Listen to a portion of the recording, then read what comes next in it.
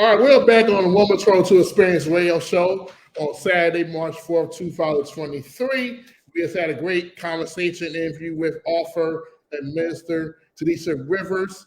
Our next guest, she's from the great city of New Orleans. She is an motivational speaker, and relationship coach.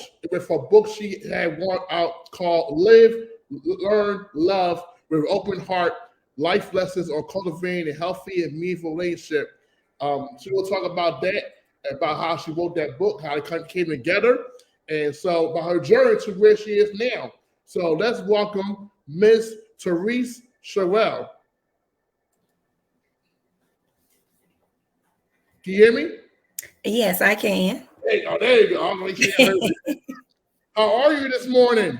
I am doing well. How about yourself? I'm doing good. It's a blessing to finally meet you. It's a blessing, truly a blessing. It's been 2 months in the making. I saw the first email January 3rd. I know I got an email. Now it's 2 months in the making. So, right. So, how is New Orleans this morning? How's New Orleans? New Orleans is fine. The weather is beautiful. We're about maybe upper to mid 70s. The sun is shining. It's a beautiful breeze. So I'm just ready to get back out into it after we finish this interview and get back into this beautiful day. But it is definitely a day that God has made, and I'm just grateful to be here to experience it. Amen. Amen. Truly, God's worthy to praise, and He's worthy to hallelujah. Thank you, praise, because by Him we not exist. So, how was your week? It was a pretty good week. So, we just celebrated Mardi Gras last week. So here in New Orleans, that's a whole, 2-week-long celebration that all culminates on Fat Tuesday, also known as Mardi Gras. And everywhere else is just Tuesday. So I was off of work for the whole week, just getting a chance to relax and prepare. I'm an educator. I teach high school here in New Orleans. So I was definitely... We applaud educators because y'all do a lot of work, and y'all work is a lot pretty much unappreciated and undervalued. So we thank you. I thank you for being on people, being at the front lines for our youth every single day. We appreciate you so much. Well, I appreciate you. Thank you. So just coming back from that, so it was a week of trying to get back into the swing of things, preparing for our alumni weekend. The school that I teach at McDonald 35 is actually celebrating 105 years. So this is our alumni weekend. So there's some things that we're preparing for. We had our career day on yesterday. Different alumni came to speak and educate and encourage the students on entrepreneurship, on business, on the importance of getting an education and where it can take you. So I'm just excited about all the things that are in the works for this weekend. And the weather being beautiful just tops it all off. Amen. That's why it's about preparing those youth, and planting a seed in them that they can get on their path to greatness and get on their journey to be successful and start building a legacy for themselves. And all with people like you supporting them, I think there'll be no doubt that she will be successful in whatever they do at the high school. So I pretty much gave you a gist of who you are, what you're doing now, but who is Teriece Cherrell growing up? Teriece Cherrell growing up was this very ambitious, confident, self-motivated, loudmouth, big mouth, some people would say, girl who loved to read, who loved to write, who spoke. I was featured in different plays at church, at school. So I always was a child that wasn't afraid to speak, to voice my opinion, to be heard, to share, and to also educate my friends. I always wanted to teach them about something. I was always learning and reading about Black history, about our people, just about anything that interested me at the time. So when it was time for church or when it was time for school plays, they would always... We know who will be the MC. We know who's not afraid to be on program. We know who's not afraid to speak. And I was usually one of the first children that they would reach out to participate in something. I have a little bit of drama. My nickname is Hollywood, for those of you who do not know. So there's a little story behind that we can get into later, but it definitely relates to my personality, to my speaking, to my acting a little bit, but always just wanting to help and encourage others, and always just wanting to use the gifts and abilities that God had given me relative to my oratory, relative to my confidence and ambition. That's who Teriece Cherrell was and still is, but on a different level now as I've gotten older and matured in certain things. Well, you say they called you Hollywood? Yes, Hollywood is my nickname. Oh, so why the nickname Hollywood? Well, so there's a little story behind it, and I actually speak about it in my book. But Hollywood is actually a nickname that my stepfather, Mr. Preston, gave me. As you can see, I love different glasses, different shades. It's a part of my personality and a part of my style. And pretty much every day, every time, everywhere, I always had some type of sunshade or sunglasses on. And one day he just said, "You wearing all those shades looking like you should be in Hollywood." And then Hollywood just became a nickname that I've had for years. Family, friends, people at church, it just kind of clicked, and most people know me as Hollywood. So that's pretty much the story to that. And I am a star in my own right, so the name just kind of fit, and I ran with it. So I'm gonna take the difficulties.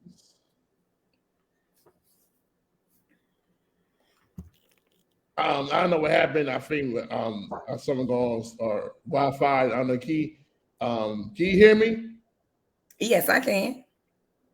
Okay, good. Okay, good. Something happened here or in here. I don't know what just happened. So, pretty much, yeah. So because you thinking that was Hollywood growing up. So you are basically you have an interesting life. You did a lot in terms of what you're doing. So I can see you are a big advocate of relationships, and why you are a big advocate of relationships. Well, relationships really help us discover who we are. And when I think about it, relationships are sometimes undervalued and underappreciated, because generally, when you hear the term relationship, people usually think of a partner, a spouse, a romantic relationship. They don't think about the relationships with your family, the relationship with God, or whatever your faith or spiritual being is. They don't think about the relationship with your friends or your finances or your children or your employers or employees. They don't really think about even the relationship with yourself, which I believe outside of the relationship with God is the most important relationship to cultivate. And really just learning how to appreciate these relationships for the lessons and blessings that they are in our lives. Oftentimes we take things and our people for granted, and we kind of miss out on what that relationship was meant to teach us, or what we were meant to teach that particular person in that relationship. Right, because I think relationship is so important. A lot of times, a first relationship is with ourselves, because we gotta love ourselves. We have to know who we are. We had to like find out what's good about us, what our boundaries are, what things we need, we don't tolerate, or we can tolerate, things like that. That relationship is so important because it affects your whole being, whole being. It also stems back to your mental health, because your mental health is so important, because your mental health affects relationships you choose to be with, whether it's friends, your family, because those relationships impact your mental health, your well-being, about this person being around. Are they too toxic? Are they a burden? Are they a problem solver? Are they a safe space? So it's so important that we examine our relationships about every single day. Well, I would say weekly, because you never know who's with you or against you. And it's so important that we know how to figure out who's there for us. That's true. You can't be wishy-washy. You can't be there for someone the day you meet, so you have to be there for the end. Because I was bad relationships back growing up. I didn't know what relationship was. Like I Like I grew up an only child. I experienced a lot of heartbreak growing up in terms of friendships, and it took me a long time to adulthood to find out who I really was, and find out what I wanted and what I didn't like. I let people run over me, and I had to stop doing that. And it got to a point where I would burn myself out. I would like be so burnt out by people, it would make me sick. So it's about cultivating relationships, about maintaining relationships because you never know where people are going to leave here. That's Because true.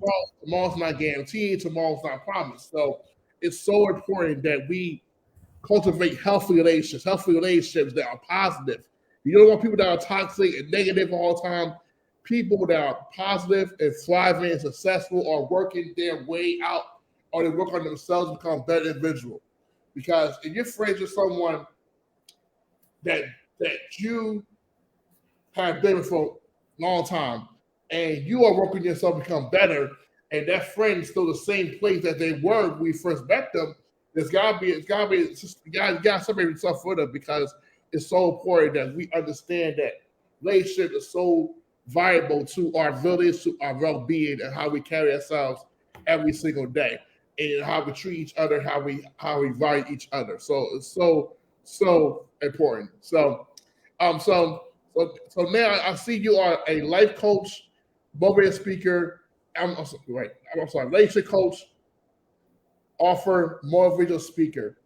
How did you get into? How did you get into those? How did you get into those aspects? Well, being a speaker, like I said, I've always kind of had that part relative to speaking at church, at school, and place. I've always kind of had that part. It just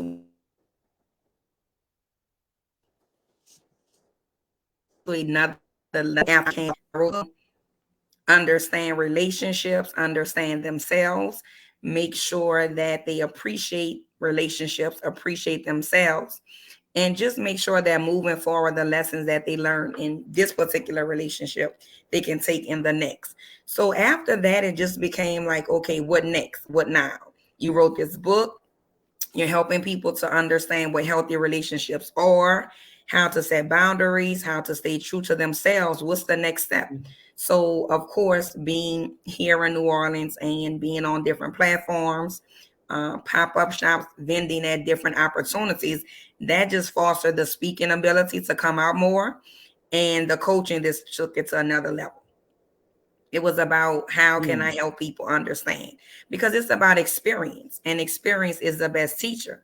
So how can I use the lessons that I've learned in my relationships, help other people to not make the same mistakes, or even if they do, to learn the lessons and to know that they can have healthy relationships, because it's actually about a choice. Just as we choose to engage in these relationships, we can choose not to engage in these relationships. But it's really about knowing what is and is not for you. There's no one size fits all to relationships. What works in your relationship may not work for my relationship. The things that I need or want in my relationship may differ from yours. So it's not a one size fits all, but it's understanding what it is that I need. So that comes from knowing myself, from loving myself, from understanding myself, as well as my partner, my employer, my child, myself, my friend, my family member, because it's a two-way street. It's not a one-sided street. It's a two-way highway. So, there's going to be some sacrifice, some commitment, some loyalty, um, forgiveness. It's a lot of things that goes into relationships. And sometimes we aren't always ready, willing, or able to do those things. One, because we probably aren't sure what they require. So that's why I focus on really knowing who you are as well as knowing who the other person is. Because sometimes we look or want something, and the other person may look or want something different. So you just have to make sure you keep those lines of communication open, honest. You are clear on what you do and do not want. But if you don't know what you do or Right. don't want, how can you communicate it to somebody else? They're just going to assume, that's what you want based on previous relationships, based on what they know about males or females, based on what they have experienced. And one thing that I usually say is people love you the best way they know how. but you can teach them how.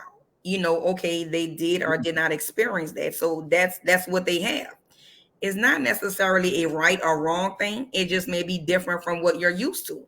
So if you want something different, you have to be willing to teach them, but also they have to be willing to learn.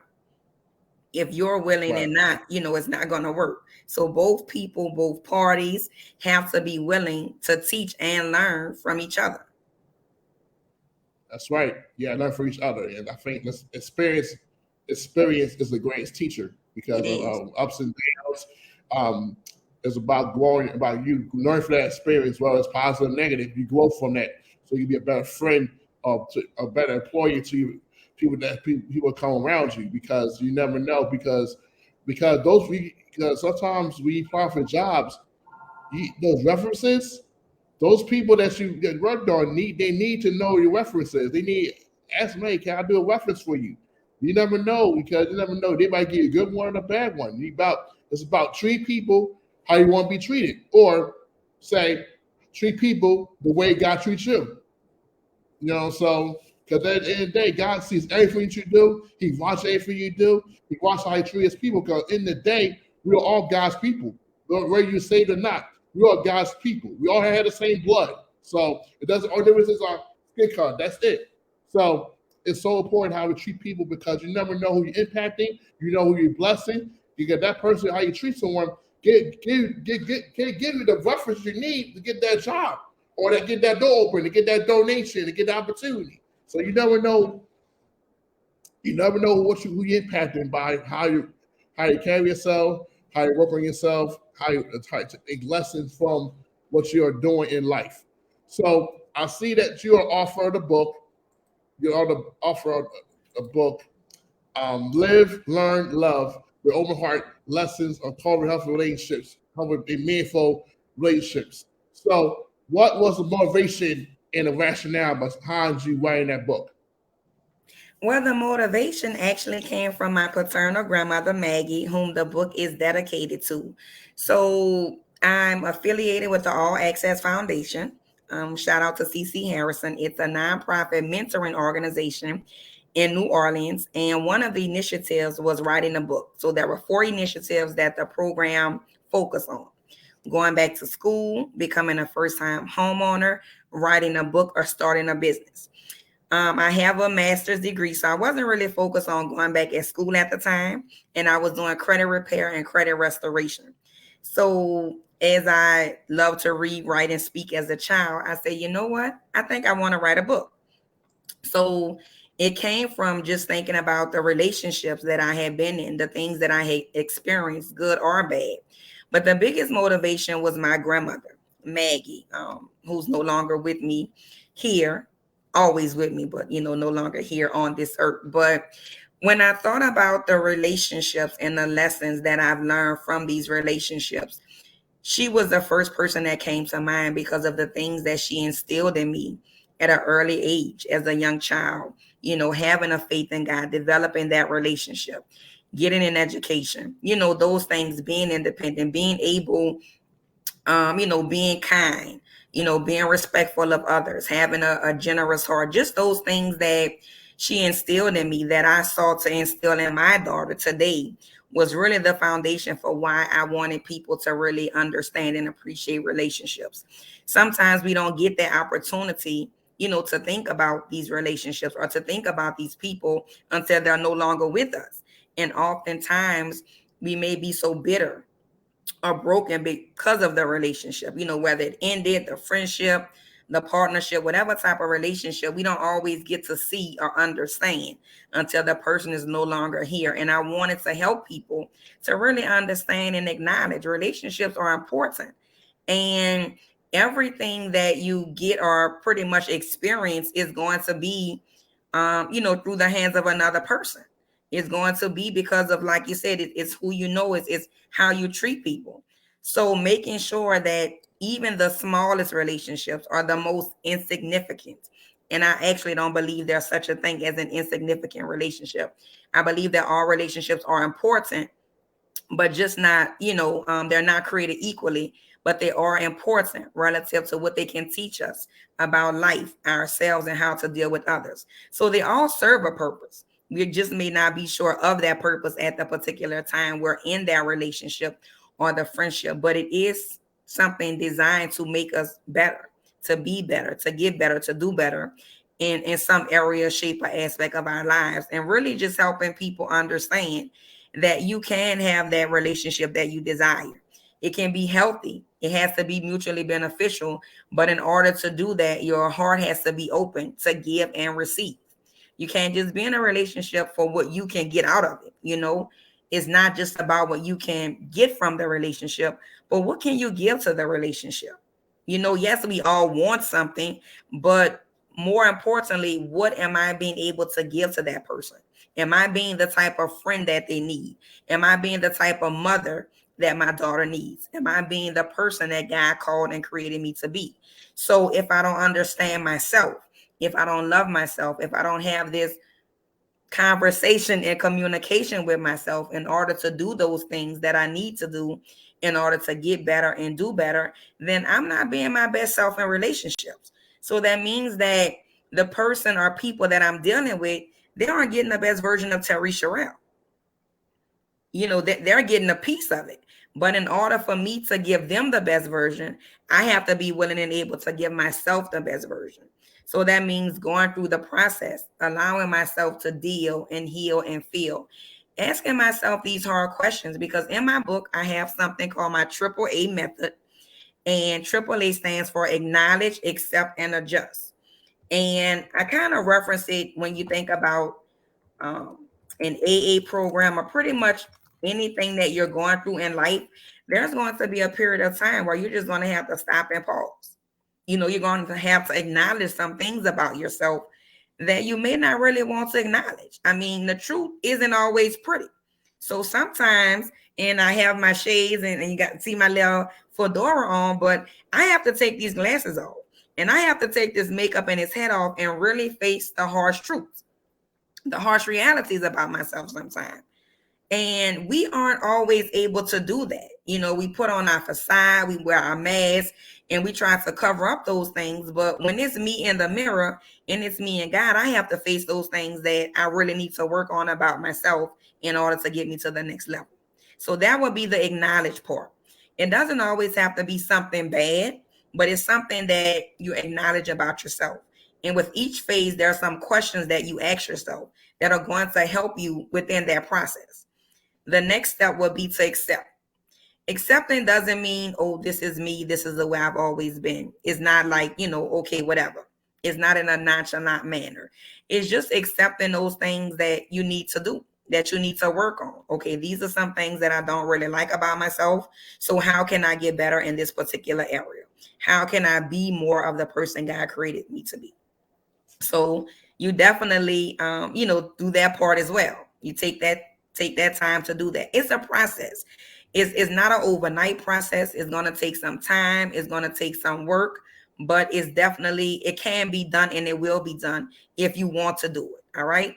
The last phase is to adjust. You have to make the adjustments necessary to get you where you're trying to go. And that means, do you need a doctor? If you're trying to lose weight, do you need to go to a gym, a trainer? It's just really thinking about the things and people who can help you get there. Do you need a coach? Do you need a mentor? What is it that you need to make the adjustments necessary to get you where you want to go? The biggest thing about that is, although it's something you do for yourself, you don't have to do it by yourself. And that's what I love about it. Yes, it is my AAA method. So I am going to acknowledge, I am going to accept, I am going to make the necessary adjustments, but I don't have to do it by myself. This is where your circle, your family members, your friends, the people that you can trust, the people that are going to be there to support you, the people who are going to keep it real. They're not just going to let you be the mediocre version. They want the best version of you and you want the best version of them because of your relationship, friendship, partnership. So they're going to get on you and they're going to hold you accountable. You want someone that's going to hold you accountable to the process and make sure that you're doing what it is that you need to do in order to get better, because you want to see a difference. So I'm just grateful for those people that I have in my life, and I'm grateful and glad to be able to help others understand and recognize that we all need those type of people, that there's no such thing as a perfect relationship. There's no such thing as a perfect person. But I do believe that there is a perfect relationship for you. But that's based on what you are and are not willing to do. That's based on your elements. That's based on what is healthy for you and your partner, business, job, spouse, child, whatever. Just knowing those things. And that comes, first of all, with having a communication, effective communication. You cannot have any type of relationship if you don't have the communication that's needed in order to sustain and make sure that you are on the same page relative to what is or what is not happening. That's right. That's right. I love the two-way method: acknowledge, accept, and adjust. Those are three keys for us to have to acknowledge that. Also, that means we take ownership of what we're doing, and also trying to better ourselves every single day. So also have mental health, because being around friends that's going to check you, that's going to make sure that you are doing your best as an individual, and also they want you to win. And those people don't want you to win. Why are they in your life for? There's no point. It doesn't make no sense. All right, so we got a couple more questions I want to ask you before we wrap up for another guest comes on. So, what is next for you? What is next for Teriece Cherrell? That's a good question. So I'm actually working on some other book projects. This was my first, so I do have a devotional journal that I'm working on that goes with Live, Love, Learn. It's going to be a 30-day devotional journal. I currently have a workbook. I am working on a few other projects. I will give you a little sneak peek. One of my current projects will be my ABC series, and it's a series of books, A to Z, ABCs, the most basic things that we learn, and as I am an educator also. So that's one thing. I'm working on another book relative to grief. My father passed about a year ago. I don't like to say he lost because he isn't lost. I know exactly where he is. So that is something that I'm still currently dealing with and processing and in my healing process and journey. But I know grief is something that affects us all in different ways. And just being able to find a healthy way to experience the grief, as well as to encourage others that you can get through it and that you will. You just have to take your time and do what's necessary for your process. So a little bit of my process relative to that is I love to walk. So here in New Orleans, I would walk in a park, and it actually started out as me recording, just kind of recording my reflections of different things, different topics, and thinking about my father during my walks. So I started doing it as like talking to God, and I wasn't initially sure if I wanted to share it, but it was so therapeutic for me. And also with the writing, which is also therapeutic, I decided that I wanted to make it into a book. So I'm working on that. But the topic relatively is grief, like I said, and just knowing that there's no right or wrong way to grieve. There's no specified amount of time. You find your way to deal with it and cope with it.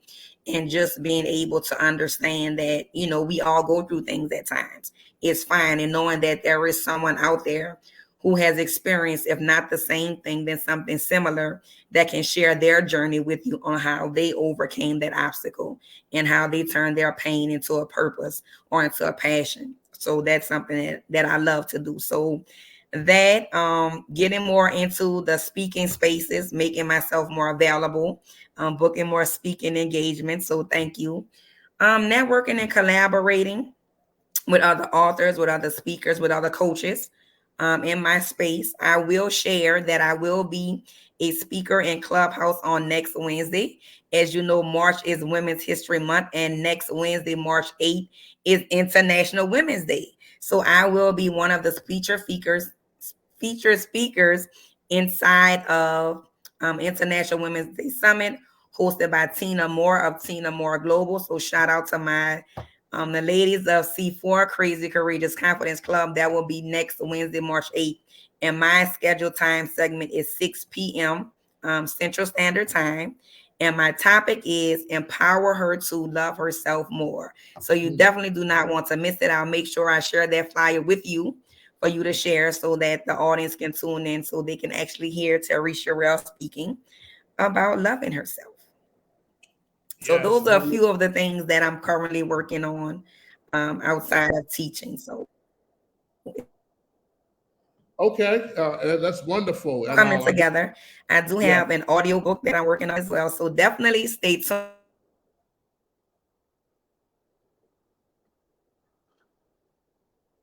You hear me? You hear me? This froze up on me.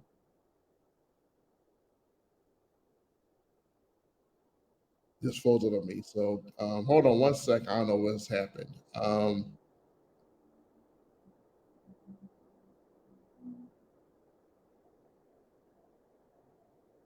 Just froze up on me.